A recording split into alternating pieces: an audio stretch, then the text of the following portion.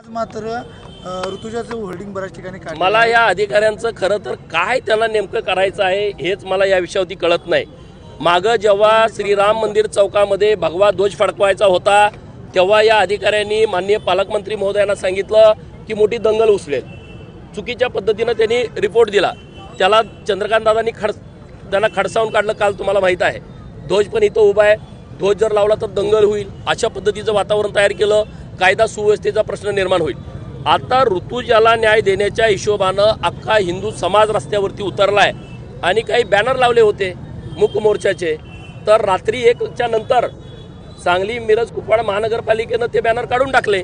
त्यांना विचारणा केली तर ते म्हणतात की हे अनाधिकृत बॅनर आहेत। ठीक आहे, आम्ही कायदा मानणारी लोक आहोत। जर सांगली मिरज कुपवाड महानगरपालिकेनं माननीय SP साहेबांच्या आदेशानं सांगलीमध्ये ऋतुजाच्या मुकमोर्चाचे बॅनर अनाधिकृत आहेत असं समजून ते काढले असतील, मी त्यांचं अभिनंदन करतो, त्याबद्दल मला काही दुमत नाही। परंतु माझी मागणी अशी आहे, सांगली मिरज कुपवाड महानगरपालिकेचे आयुक्त, सांगली जिल्ह्याचे जिल्हाधिकारी, सांगली जिल्हा परिषदच्या CO मॅडम आणि सांगलीचे पोलीस प्रमुख या चौघांनी उद्याच्या दिवसामध्ये सांगली जिल्ह्यामध्ये महाराष्ट्र सरकारच्या गायरान, महाराष्ट्र शासन, सार्वजनिक बांधकाम विभागाची जमीन, ग्रामविकास विभागाची जमीन, जलसंपदा खात्याची जमीन, जलसंधारण खात्याची जमीन, महसूल खात्याची जमीन, कृषी खात्याची जमीन आणि वन विभागाची जमीन किंवा अन्य खात्याच्या जमिनी असतील, या जमिनीमध्ये जेवढी प्रार्थना स्थळं घुसखोरी करून अतिक्रमण करून बांधलेली आहेत त्याची यादी उद्याच्या उद्या त्यांनी, मी लोकप्रतिनिधी आहे, माझा तो अधिकार आहे, त्यांनी ती यादी माझ्या हातात आणून द्यावी आणि त्या सरसकट सर्व बेकायदेशीर सरकारी जागेमध्ये अतिक्रमण केलेली जेवढी प्रार्थना स्थळं आहेत आणि त्या सर्वांच्यावरती बुलडोजर फिरवावा। हे जर तुम्ही केलं नाही तर गोपीचंद पडळकरशीच तुमची गाठ आहे, मी तुमच्या विरोधात लढायला तयार आहे। मी हिंदू धर्मातली लोक, आमच्या गावामध्ये यात्रा असतात, मसोबाची यात्रा आहे, विठोबाची यात्रा आहे, बिरोबाची यात्रा आहे, शिदोबाची यात्रा आहे, धुळोबाची यात्रा आहे, मस्कोबाची यात्रा आहे, म्हातारबा देवाची यात्रा आहे, ज्योतिबाची यात्रा आहे। आमच्या प्रत्येक देवाच्या यात्रेच्या निमित्तानं आम्ही बक्षिसं ठेवतो वेगवेगळ्या कार्यक्रमाचे।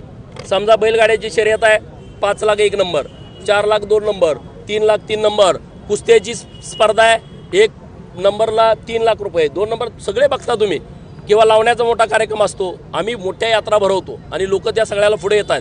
अरे हिंदू धर्म वाचवण्यासाठी आता हे जे हिंदू धर्मावरती आक्रमण करायला लागलेत, गावागावामध्ये येत आहेत, कायद्याच्या पळवाटा शोधून ते आमच्यावरती आक्रमण करतायत। 18 वर्षाची मुलगी झाली का कायदा काय म्हणतोय, तिला तिचं मत व्यक्त करायचा अधिकार आहे। अरे पण आई वडिलांना त्या 18 महिन्याच्या मुलीला सांभाळलं, त्याच्याबरोबर बोलायचा अधिकार नाही, पोलीस म्हणते त्याच्याबरोबर बोलायचं नाही।